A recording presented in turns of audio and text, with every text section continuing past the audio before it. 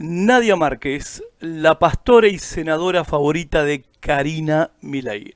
Así dice el título de la nota que salió en el diario La Nación esta semana, el domingo en realidad, el 16 de agosto. Digo la fecha para los que quizás escuchen este podcast en algún otro momento de la historia. ¿Qué tal? Bienvenidos a un nuevo episodio de Otra Perspectiva. Es un placer, por lo menos para mí, volver a encontrarme en este espacio donde nos animamos a mirar la realidad con otros ojos. Hoy me voy a meter en un terreno que sé que voy a recibir algunos palos, pero que valgan la pena entonces. Voy a reaccionar, porque no he visto reacciones en las redes sociales, ni entre los cristianos, ni en los grupos de WhatsApp de los pastores en mi ciudad, en mi provincia, con respecto a las declaraciones y opiniones de la pastora senadora favorita de Karina Milei, Nadia Márquez. Voy a reaccionar con argumentos, ¿ok? Así que espero que, bueno, no empiecen con que soy un pastor cuca, que quiero que vuelva al kirchnerismo. Espero que me confronten, por supuesto, claro que sí, pero con argumentos, no con descalificaciones personales que cancelen el debate, porque si vos descalificás al que opina, ¿sí? Es porque no tenés argumentos. Yo te voy a presentar algunos argumentos con toda la libertad que tengo en Cristo para poder hacerlo, para opinar, para criticar, con todo el derecho de vivir en una sociedad democrática. Voy a expresar mi opinión acerca de los dichos de la pastora senadora en su nota del diario La Nación. Y voy a opinar como un arrepentido de mi ley, porque lo voté. El título del podcast es Los deudores y la Biblia libertaria. Empecemos. La risita era de mi nieto.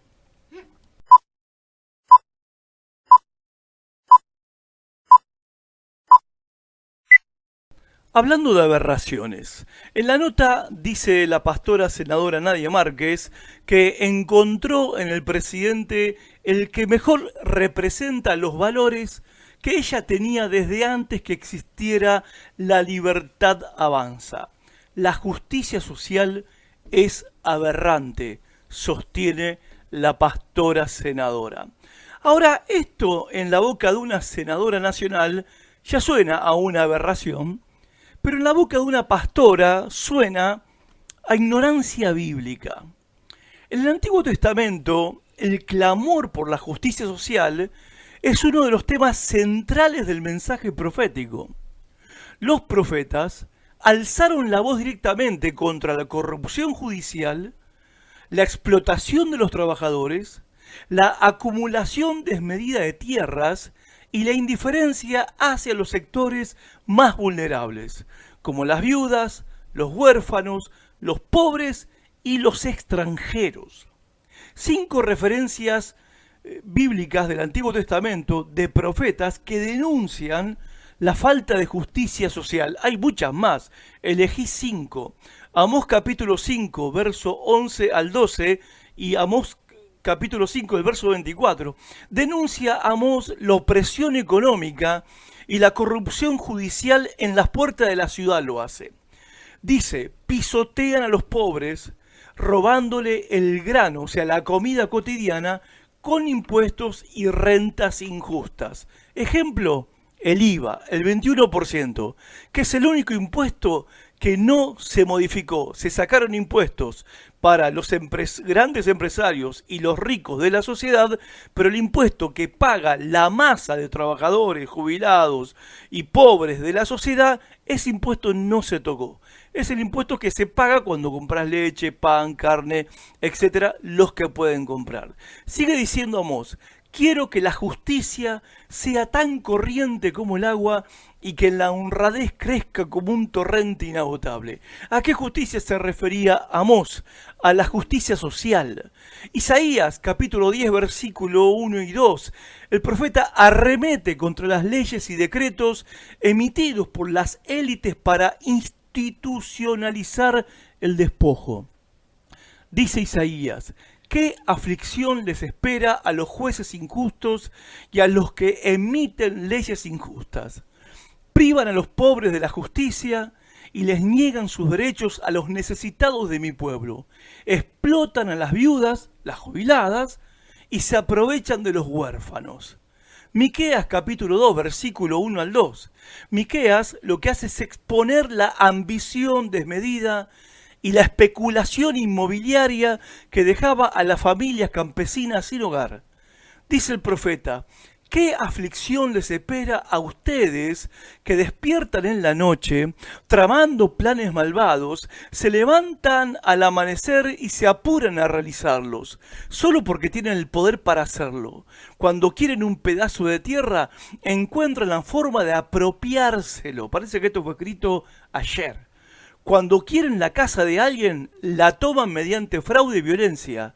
Estafan a un hombre para quitarle su propiedad y dejan a su familia sin herencia. ¿Qué reclamaba Miqueas? Justicia social. ¿Y qué decir de Jeremías? En Jeremías capítulo 22, versículo 13 al 15, él confronta al rey Joacim. ¿Por qué? Por construir palacios opulentos, tipo Adorni, a costa del trabajo de otros. Dios, dice Jeremías, continuó diciendo: en cuanto al rey Joacim, tengo algo que decirle. Qué mal te irá, Joacim. Edificas tu casa con mucho lujo, piensas ponerle grandes ventanas y recubrirlas con finas maderas, pero maltratas a los trabajadores y para colmo no les pagas. Y Malaquías, el capítulo 3, verso 5, el profeta sitúa en el mismo nivel de juicio divino la hechicería y las violaciones a los derechos laborales y a los derechos humanos. Es lo mismo, dice Malaquías. La hechicería es lo mismo que violar los derechos de los trabajadores y los derechos de las personas. Dice el profeta de parte de Dios: en ese día yo los pondré a juicio. Estoy ansioso por dar testimonio contra todos los hechiceros, los adúlteros y los mentirosos. Declararé en contra de los que estafan a sus empleados con sus sueldos, de los que oprimen a las viudas y huérfanos, o privan de justicia a los extranjeros que viven entre ustedes. Porque gente que hace estas cosas no me teme, dice el Señor de los ejércitos. Y un relato ilustrativo de la injusticia social, que también ya ocurría, porque es más viejo que la escarapela, la injusticia social, es el despojo de la viña de Nabot. Es el relato de Primera de Reyes, capítulo 21, cuando el rey de Acab, el rey de Samaria, codiciaba la viña de un campesino llamado Nabot, que colindaba con el palacio real. Acab ofreció comprárselo, cambiársela por otra, pero Nabot se negó rotundamente, invocando la ley bíblica. La Biblia prohibía que la herencia familiar se pueda vender perpetuamente al poder de turno. Frustrado, el rey, ¿sí?, su esposa, la reina Jezabel, orquestó una maniobra corrupta usando el aparato estatal y judicial. Sin embargo, Dios envió para despojarlo a Nabot. De hecho, lo despojaron, de hecho, lo mataron, lo mandaron a matar. Dios envió al profeta Elías a interceptar al rey en la misma viña robada. Elías se presentó sin temor y pronunció una condena categórica contra el abuso de poder. El relato, ¿qué ilustra? Que el ministerio profético de la Biblia no callaba ante la violencia institucional ni ante la impunidad de los poderosos cuando aplastaban el derecho de los débiles. Ahora me dirás: eso es el Antiguo Testamento, Horacio. Bueno, ahora te voy a decir lo que dice el Nuevo Testamento. Y como el Dios del Antiguo Testamento obviamente es el mismo del Nuevo Testamento, solamente voy a darte dos referencias acerca de la justicia social desde la óptica del Nuevo Testamento. Santiago capítulo 5, versículo 1 al 4. El apóstol Santiago realiza una de las denuncias más contundentes del Nuevo Testamento contra los empresarios y ricos explotadores que retienen los ingresos, los sueldos, los salarios de sus empleados. Dice así Santiago, que era el hermano del Señor. Presten atención ustedes los ricos. Lloren y giman con angustia por todas las calamidades que les esperan. Así que escuchen, oigan las protestas de los obreros del campo a quienes estafaron con el salario. Se ve que no había solamente movilizaciones de protesta en esta época, ya las había en ese tiempo. El dinero que no les pagaron clama en contra de ustedes. Los reclamos de quienes les cosechan sus campos han llegado a los oídos del Señor de los ejércitos, han condenado y matado a personas inocentes que no ponían resistencia. Esta es la proclama de Santiago en contra de las élites empresariales y de los ricos explotadores. Y en Lucas capítulo 1, versículos 52 al 53, en el Magnificat, el canto glorioso de María, la madre del Señor Jesús, en esta profecía de María sobre la misión de Cristo, su Hijo, habla de la justicia distributiva y la reestructuración de las jerarquías sociales que son anunciadas como una parte central del Evangelio. Dice María proféticamente, quitó de los tronos a los poderosos y exaltó a los humildes. A los hambrientos colmó de bienes y a los ricos envió con las manos vacías. Estaba refiriéndose al advenimiento del Mesías, que era su propio hijo, y lo que Dios estaba haciendo a partir del nacimiento de Jesús el Señor en este mundo. ¿Y qué decir del ejemplo de la iglesia primitiva? Hechos capítulo 4, verso 32 al 35. La primera comunidad cristiana en Jerusalén, ¿qué sistema económico implementó? No fue el comunismo. Implementó una economía de cuidado mutuo, donde la propiedad privada que existía se puso al servicio del bien común. Y aquellos que poseían heredades, tierras o casas, las vendían voluntariamente y traían el importe de lo vendido y lo ponían a disposición de los apóstoles. Luego esos recursos se distribuían a cada uno según su necesidad, logrando un hito social categórico. Dice el texto, no había entre ellos ningún necesitado. Ahora, acá cabe una aclaración. Es cierto que este modo de vida y de organización económica de la iglesia primitiva no fue algo que caracterizó a la iglesia durante los primeros 3 siglos.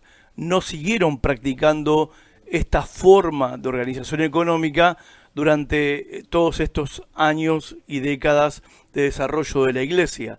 Fue en un momento de una situación muy particular y de gran necesidad, porque tenemos que pensar que después de Pentecostés, muchos judíos de la diáspora que iban a Jerusalén a celebrar la fiesta de la Pascua y de Pentecostés, a causa de que se habían convertido 3.000 personas por el sermón de Pedro en el día de Pentecostés, ellos se quedaron en la ciudad de Jerusalén.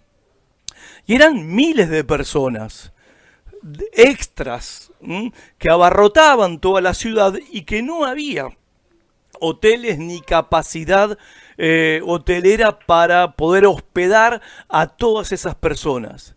Y los primeros creyentes de Jerusalén abrieron sus casas para hospedar a estos nuevos creyentes que se convirtieron en el día de Pentecostés y había gran necesidad, que era la gran necesidad de alimentación. Estas personas eventualmente, estos nuevos creyentes, eventualmente volvieron a sus pueblos, aldeas y ciudades, pero por un tiempo largo quedaron para seguir instruyéndose en la doctrina de los apóstoles, pero eso demandó asistencia alimentaria.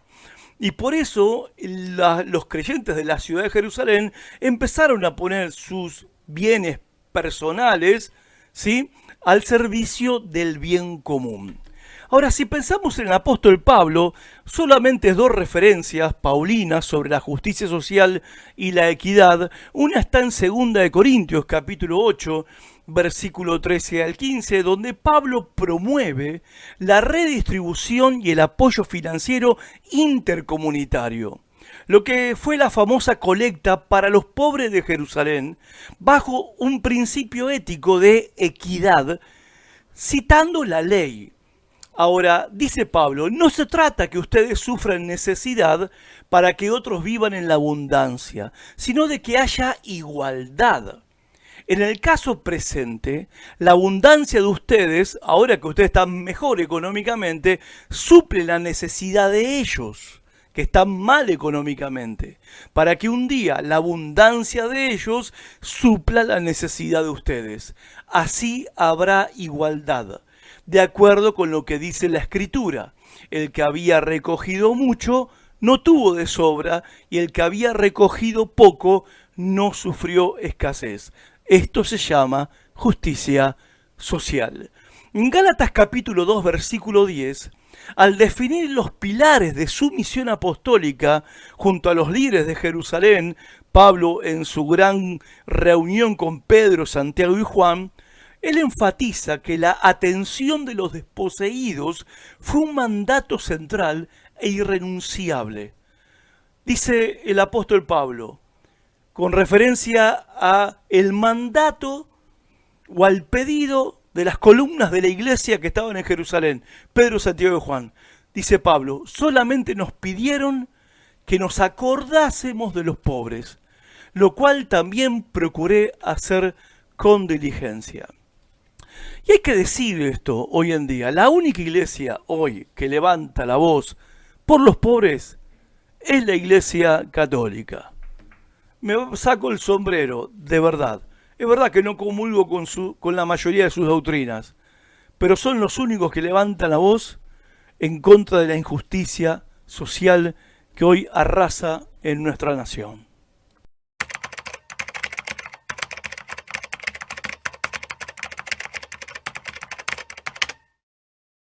En otro tramo de la entrevista, el periodista o la periodista, no recuerdo si era un hombre o una mujer, habla acerca de la cuestión de la mora, de los deudores, de los que no pueden pagar sus deudas. Dice el diario La Nación, preguntándole a la pastora y senadora Nadia Márquez, la mora total se quintuplicó en 18 meses, año y medio, y supera el 30% fuera de los bancos, lo que implica la deuda con las billeteras virtuales. ¿El gobierno debería tomar alguna acción? Contesta Nadia Márquez. Hay casos donde existen motivos como justo perdí el trabajo, justo me tuve que mudar, se juntan tres justos. Y bueno, y te quedaste corto o justo, como dice él en la nota, con tu economía. Ahora, yo agregaría también que justo me aumentaron el alquiler, la prepaga y los servicios. Justo me quitaron los medicamentos para el tratamiento del cáncer y la pensión. Justo aumentó los alimentos, el transporte y la lista sigue. En otras palabras, lo que Nadia Márquez define como situaciones que le puede pasar a cualquiera, es una situación o son situaciones que son una debacle que fue provocada por decisiones económicas, decisiones de política económica. O sea, no es que justo me tuve que mudar, no, me tuve que mudar porque por decisiones de política económica, ahora los dueños de las casas pueden aumentar el alquiler como quieran. Entonces no es que justo me tuve que mudar, o justo perdí el trabajo. No, 30.000 fábricas cerraron en todo este tiempo. No es que justo perdí el trabajo. Sigue diciendo la pastora senadora, hay otros casos que no tienen que ver con cuestiones transitorias, le llama cuestiones transitorias a esto, justo perdí el trabajo. Tenemos que enseñar lo que dijo el presidente, que no se puede gastar más de lo que ingresa, y eso también se tiene que aplicar a la familia. Quien se endeuda por cosas legítimas, por ejemplo, comprar una casa, para luego acceder a un crédito, bueno, perfecto. Esa deuda también, esa deuda está bien, hay que considerarla, hay que ver qué hacemos. Bueno, y los que se endeudan para comprar leche, remedios, pañales, la SUBE, etcétera. Entonces, pensá en la situación. Porque esta es la situación de la calle. Estás justo sin trabajo, te quedaste sin trabajo como la misma senadora reconoce. Sin mutual, sin remedios, sin la pensión por discapacidad para tu hijo o para tu hija, con inflación alta en alimentos y de repente te llega una cordial notificación de Mercado Pago que te presta para que te compre los remedios y la leche para tu hijo. ¿Qué haces? O sea, ¿qué haces en medio de esa situación desesperante? Claro, nada más que Mercado Pago te dice, me vas a pagar el 1300% de interés por el favorcito que te estoy haciendo. Entonces no es un asunto entre privados, como dice el presidente enajenado. El gobierno con su ajuste sobre los trabajadores, los pobres y los jubilados, los entregó al chupasangre de Galperín y Gualá. Esta es la realidad. Porque ¿cómo haces para cuando en el telefonito te aparece justo lo que parece ser la tabla de salvación para que vos puedas pagar la luz y no te la corten? Y vos agarrás viaje con el préstamo. Ahora, si pediste 100.000, a 12 meses vas a pagar 1.300.000. Porque eso es lo que te cobran por prestarte 100.000. No está mal que quieran cobrar lo que prestan, con su interés debido. Lo que está mal es la usura. Es el aprovecharse de la situación desesperante en que están las personas más pobres de la sociedad. Sigue diciendo la pastora senadora, ahora, cuando empezás a endeudarte para comprar la tele del mundial o el último celular, bueno, y la puerta de tu casa no cierra, ahí hay un problema de prioridades. ¿Perdón? Claro, no, hermano, ver el mundial no es para todos, ¿viste? Es para algunos que pueden pagar. Y deberías tener un celular Nokia 1100 hasta que la abundancia de los ricos y grandes empresarios derrame sobre tu mísera vida las gotas de un poco de prosperidad. Y en 45 años, como pronosticó el presidente, seremos como Irlanda. Solamente tenés que creer y tenés que tener paciencia. Entonces, es una mentira que en la Argentina hay crédito. No. En la Argentina hoy hay usura. Usura. Y si vos te compraste la tele para ver el mundial, está mal, porque no tenés derecho para hacer eso. No andá a ver el mundial a la casa de tu abuela. Dice gente que puede tranquilamente ver el mundial en su pantalla plana de muchas pulgadas. Ahora, cuando hablamos de la usura, y señalo esto, que hay usura en la Argentina, el Antiguo Testamento tiene mucho que decir con respecto a la usura. La palabra de Dios habla en contra de la usura. ¿Qué es la usura? El cobro de intereses abusivos.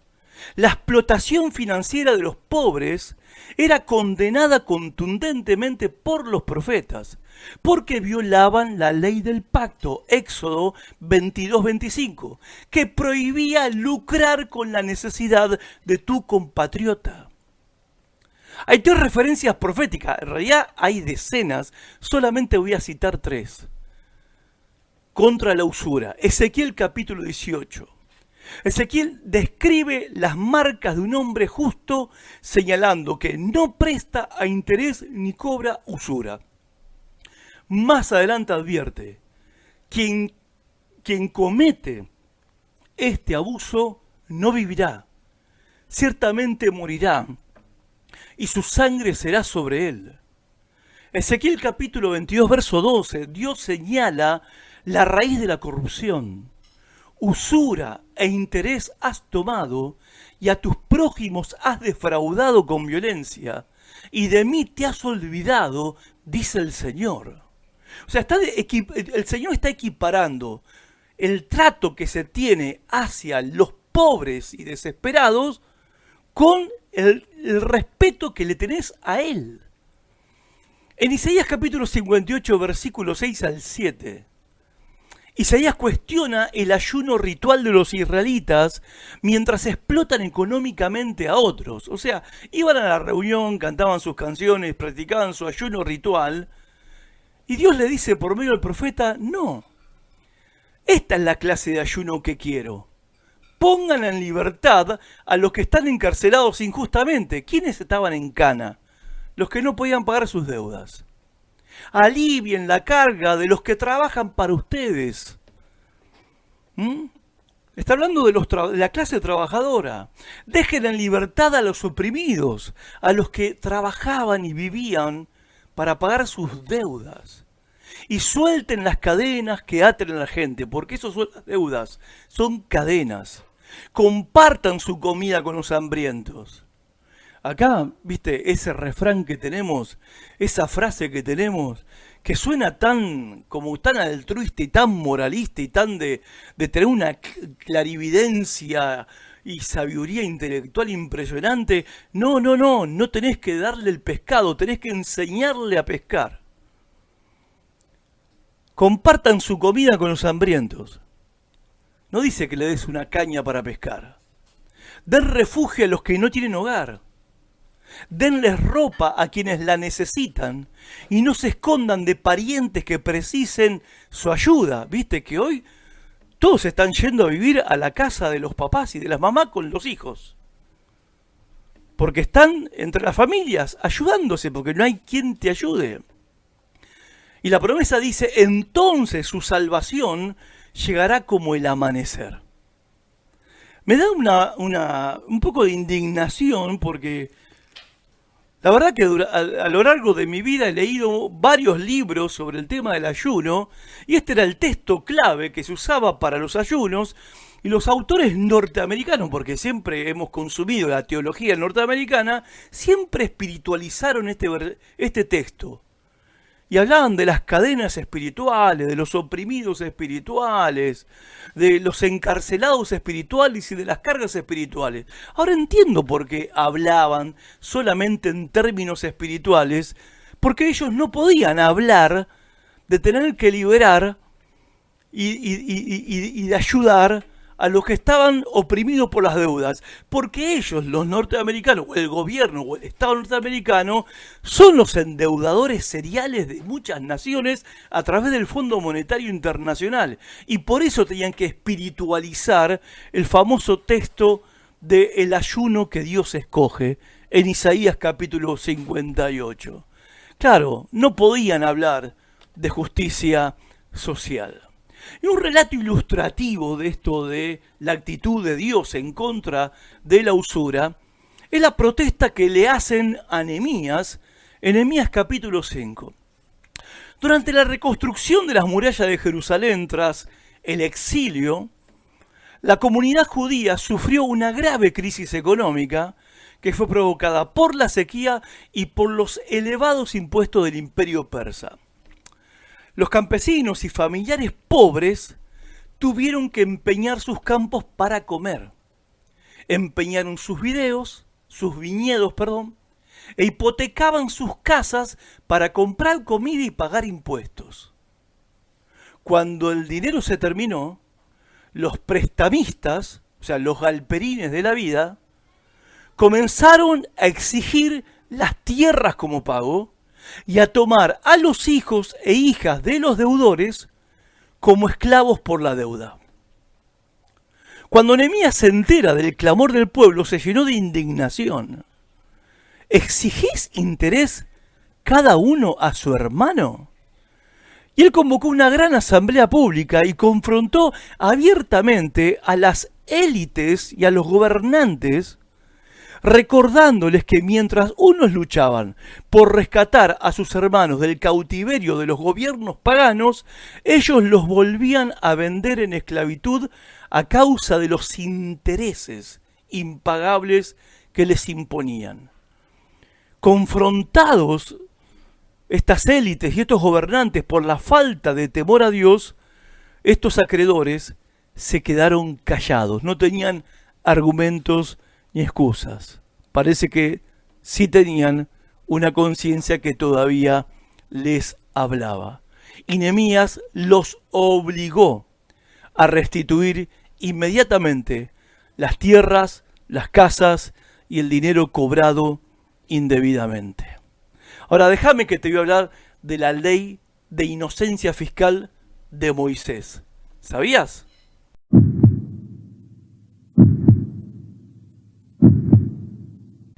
En el Antiguo Testamento, la ley y la enseñanza profética establecían límites estrictos a la acumulación de deudas, exigiendo periodos regulares de condonación.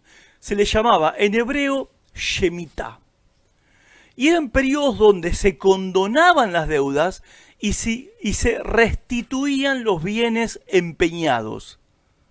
Eso se llamaba el jubileo, el año del jubileo. Y esto se hacía ¿por qué? Para evitar la pobreza extrema y la esclavitud permanente dentro del pueblo. 5 referencias bíblicas sobre la condonación de deudas. Deuteronomio capítulo 15. Acá se establece la ley del año de remisión, cada 7 años.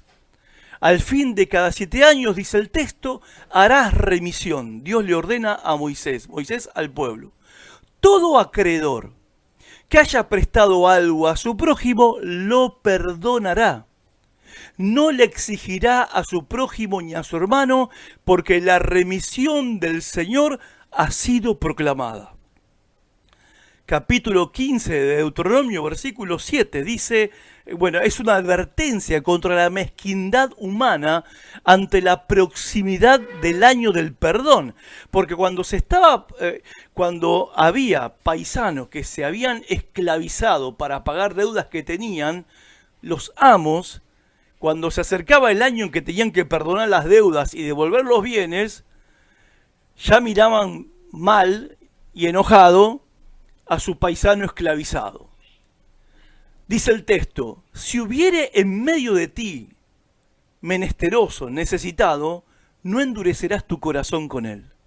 Guarda de no tener en tu corazón un pensamiento perverso, diciendo, cerca está el año 7, el de la remisión, el de la condonación de las deudas, y empieces a mirar con malos ojos a tu hermano menesteroso, necesitado, para no darle nada. Bueno, ok, se cumplen los 7 años, te vas, pero no te devuelvo nada. Dios dice, no hagas eso. Levítico capítulo 25, el gran jubileo, que era cada 50 años, estipulaba esta ley del gran jubileo, la liberación total de tierras y de personas. Santificaréis el año 50 y pregonaréis libertad en la tierra a todos sus moradores. Volverá a su posesión cada uno y en el año del jubileo saldrá libre. Claro que Dios está permitiendo que los que debían paguen sus deudas de alguna manera, pero no iba a permitir que vivan sometidos y sin futuro para ellos y sus hijos durante toda su vida. No lo iba a permitir, y de hecho no lo permitió. Estableció leyes que el pueblo no cumplió, y por eso se fueron al cautiverio a Babilonia 70 años, por desobedecer esta ley de condonar las deudas.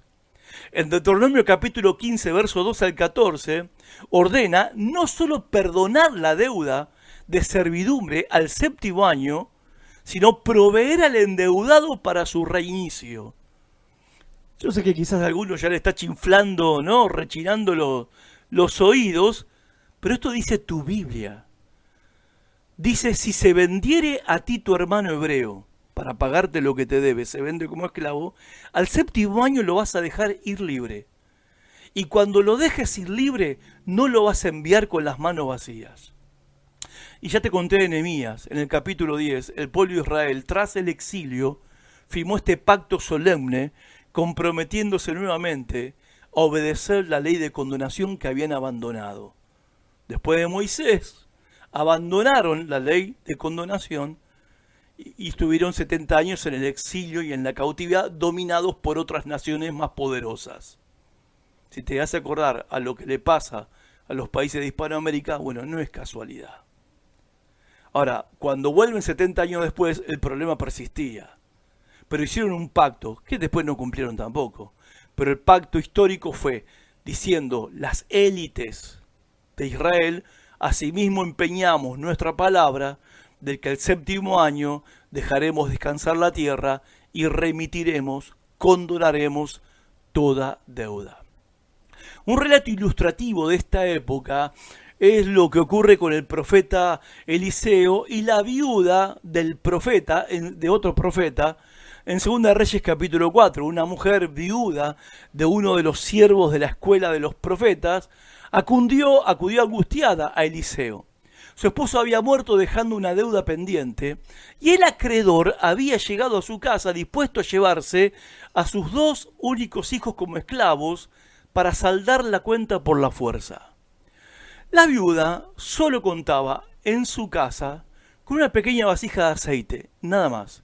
Eliseo le indicó que pidiera prestadas a sus vecinos todas las vasijas vacías que pudiera reunir, y una vez dentro de su casa, tras puertas cerradas, la mujer comenzó, por orden de Eliseo, a verter el aceite de su pequeña vasija en todos los recipientes conseguidos. Milagrosamente, el aceite no dejó de fluir hasta que se llenó la última vasija. Eliseo le da la instrucción final para resolver su situación financiera de raíz. Perdón. Ve, vende el aceite y paga a tus acreedores, y tú y tus hijos vivid de lo que quede. No le dijo que no pague la deuda. No, pagá la deuda, ¿sí? Pero no permitió que le robasen el futuro a esta mujer, esclavizándole a los hijos. Dios, mediante su intervención milagrosa, no solamente ayudó a la viuda a saldar la deuda que amenazaba con esclavizar a toda su familia, sino que proveyó el sustento para el futuro de la viuda y de sus hijos. Y esto es justicia social. Y esto es no a la usura. Cosa que, por ejemplo, las leyes del gobierno con la Biblia libertaria de la pastora y senadora Nadia Márquez ha dictado leyes contrarias a esto. La ley de blanqueo de capitales, ley 27.743, que condona deudas, claro que condona deudas, permite declarar capitales e inmuebles ocultos, o sea, para los que tienen capital y propiedades que han ocultado, que nunca declararon para no pagar impuestos, bueno, no se le va a cobrar ningún impuesto retroactivo y no se le va a cobrar ninguna multa. Hay una alícuota de 0% para montos de hasta $100.000. Si evadiste $100.000, bueno, es 0% lo que tenés que pagar por lo que debes. Nada. O sea, excepción económica, pero también penal. Porque esto es un delito. Era un delito hasta que apareció esta ley. Porque esta ley libera completamente a los evasores de toda acción civil, comercial, administrativa y de las sanciones penales por delitos tributarios o cambiarios que se han cometido. O sea, son personas que, con grandes capitales y con grandes propiedades, que han evadido impuestos por años. A ellos la ley 27.743 que votó nuestro Congreso y que seguramente nuestros legisladores evangélicos votaron a favor de esto, ¿sí?, ha beneficiado a los que más tienen. La ley 27.743 también, que incluye la moratoria fiscal, también condona deudas. Esta ley se diseñó para contribuyentes y empresas con deudas impositivas, aduaneras o de la seguridad social vencidas, entre comillas, aporte de los trabajadores. Si vos eras una empresa y no pagaste los aportes sociales y la jubilación de tus trabajadores, estás perdonado. Se te perdona lo que debes. Ahora, si vos te querés jubilar y vas a hacer el trámite y te figuran 10 años que no tenés aporte porque tu jefe empresario no aportó, vos no te podés jubilar. No te podés jubilar. Te hacen un montón de vueltas y de requisitos para que puedas jubilarte. Y te hacen un plan para que pagues tu propia jubilación. Pero el empresario que se quedó con tus aportes, a él lo perdonaron.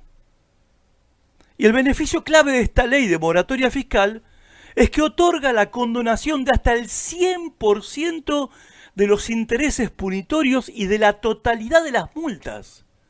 Y extingue la acción penal tributaria para quienes regularicen sus obligaciones acumuladas. ¿Robaste? Bueno, tranquilo, no vas a ir preso. Y la ley 27742, la famosa ley del RIGI, ¿qué exime? Esta ley está destinada a proyectos empresariales superiores a los 200 millones de dólares.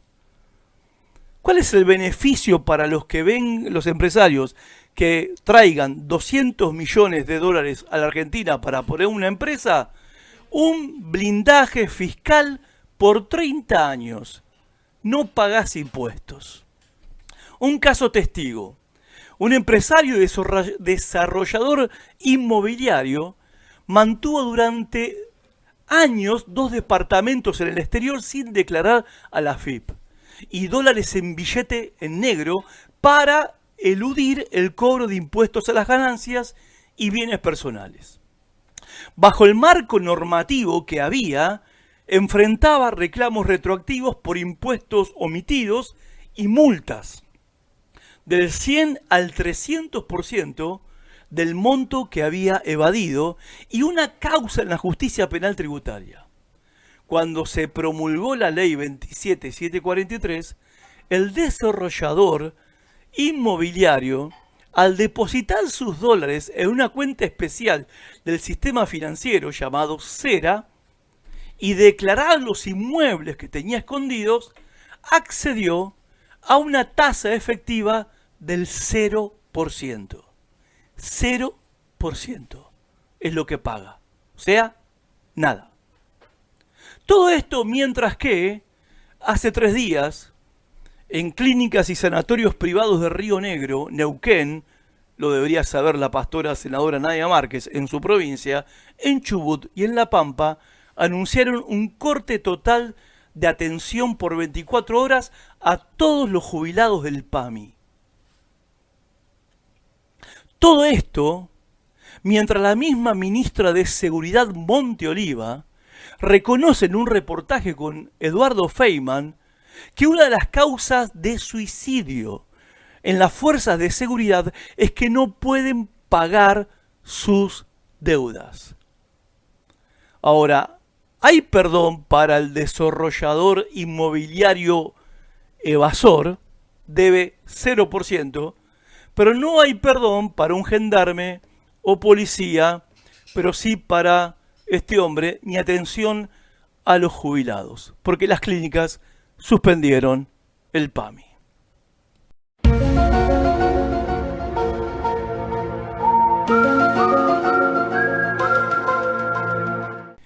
Y ya en la última parte de la nota que el diario La Nación le hace a la pastora senadora Nadia Márquez, le pregunta la periodista cómo define a Javier Milei.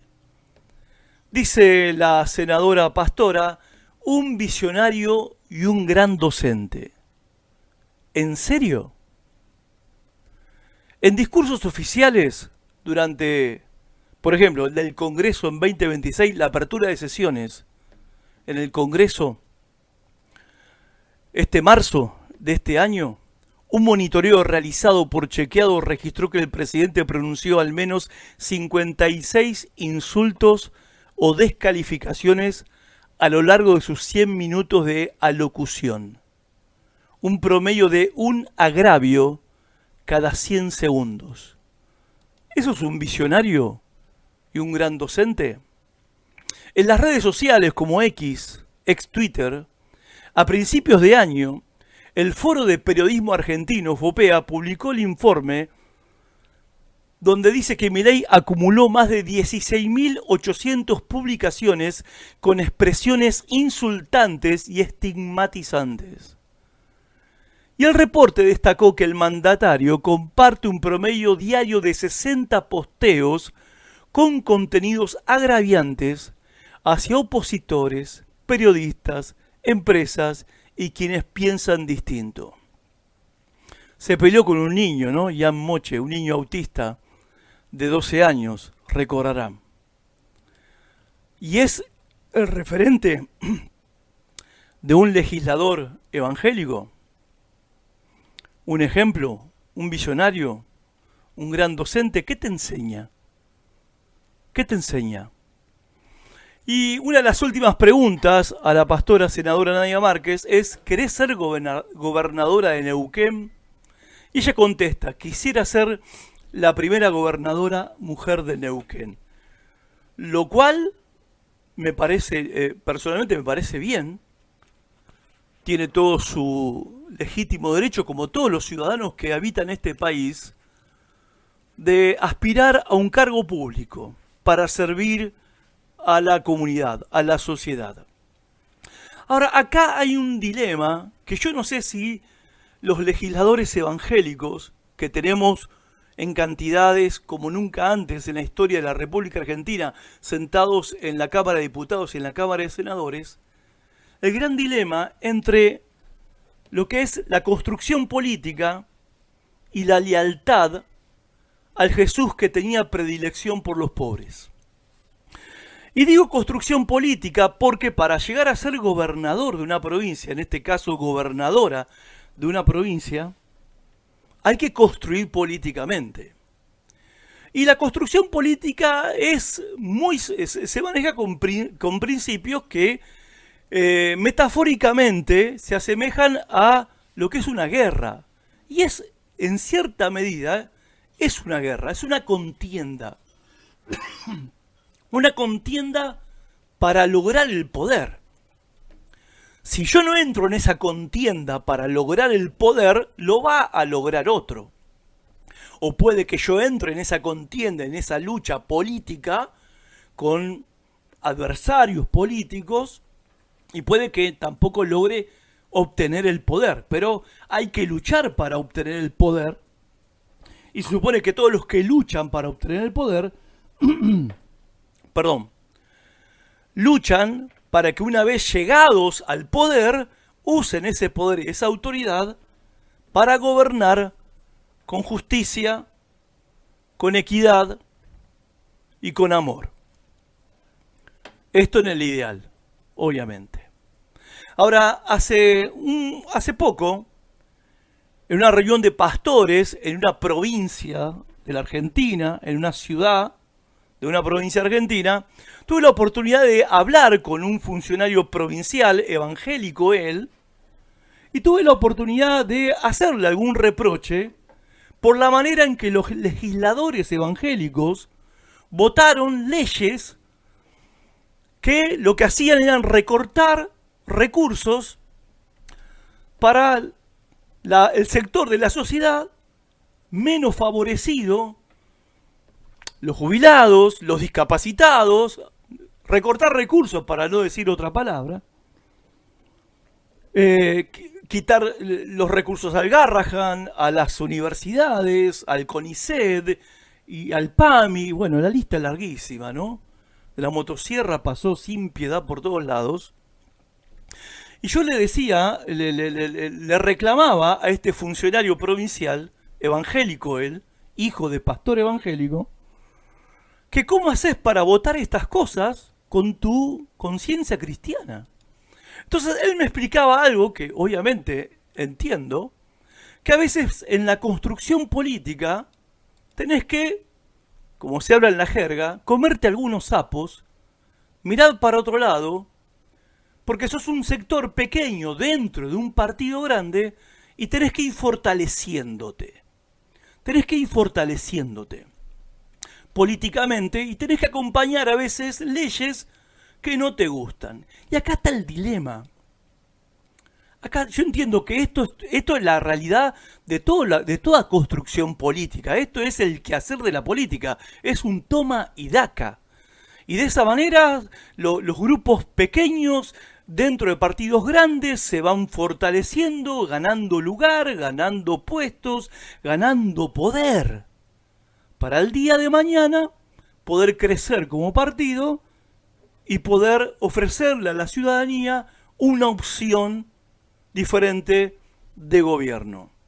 Pero el punto es que con los cristianos evangélicos, los cristianos, los seguidores de Jesús, es que tenés que construir, hacer una construcción política y tenés que luchar por el poder porque así funciona el sistema. No hay de otra, en la democracia no hay de otra. Pero el punto es que vos no podés luchar con las mismas armas que luchan ellos. No podés construir políticamente haciendo a un lado tu conciencia cristiana, tu ética cristiana, los principios cristianos y los mandatos de Jesucristo, con tal de poder conseguir un cargo más en aquel municipio para un concejal tuyo. No podés mirar para otro lado y votar lo que es invotable. Entonces ahí está la cuestión y está el gran dilema para todos nuestros legisladores, porque después de última vos te preguntás, ¿para qué corno nos sirve tener legisladores evangélicos que no van a estar a favor de los más vulnerados de la sociedad? Que no van a estar a favor de los pobres, que no van a estar a favor del trabajador, que no van a estar a favor de los más débiles. ¿De qué sirve tener legisladores así, evangélicos así? ¿De qué sirve tener ministros evangélicos así, que se acomodan a la ola ideológica del momento con tal de estar en un espacio de poder? Y el día de mañana convertirse en un gran partido y gobernar la Argentina con un presidente cristiano. Una utopía que ojalá que nunca suceda. Ojalá. La iglesia cristiana ya tuvo el poder y gobernó, y así no fue. La historia lo cuenta muy bien. Fue el peor momento y lo peor que le pudo pasar a la iglesia, tomar el poder político. Entonces vos construís políticamente, pero construís con otros principios, con otro espíritu, y de repente tu lealtad es o a tu líder, que es visionario y docente, como dice la senadora pastora Nadia Márquez, que Milei lleva adelante sus ideas que ella ya tenía desde antes que existiera Libertad Avanza y que se identifica con esas ideas. Tenés que decidir de qué lado vas a estar.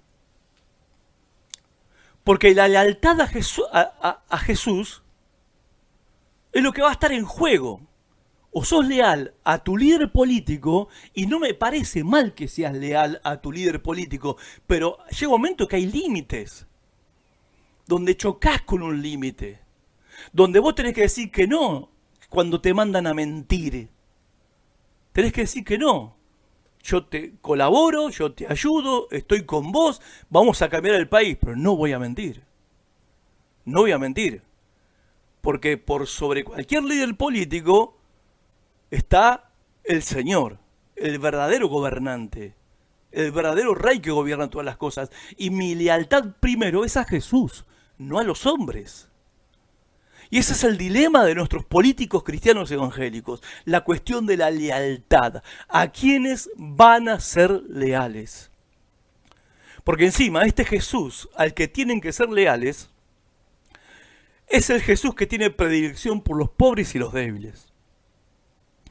En Lucas capítulo 4, verso 18 al 19,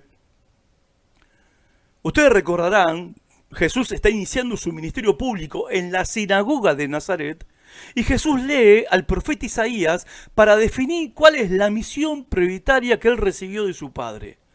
Dice Jesús: el Espíritu del Señor está sobre mí, porque me ha ungido para dar buenas noticias a los pobres.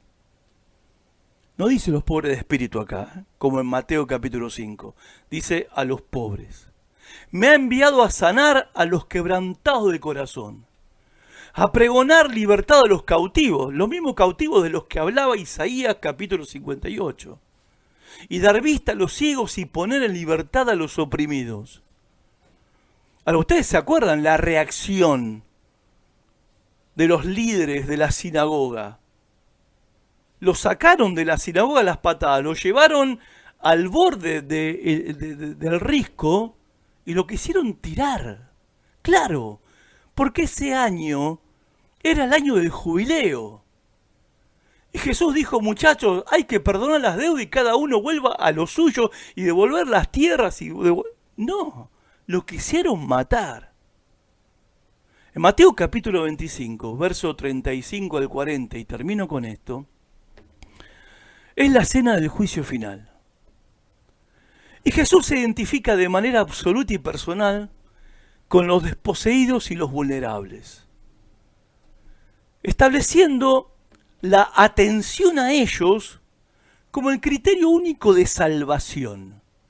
Está re bueno, perfecto, somos todos salvos por la fe, pero resulta que en el día del juicio final se te va a juzgar por cómo trataste a la gente con hambre. Y Jesús está diciendo que así como lo trataste a ellos, me trataste a mí, porque yo estoy en ellos.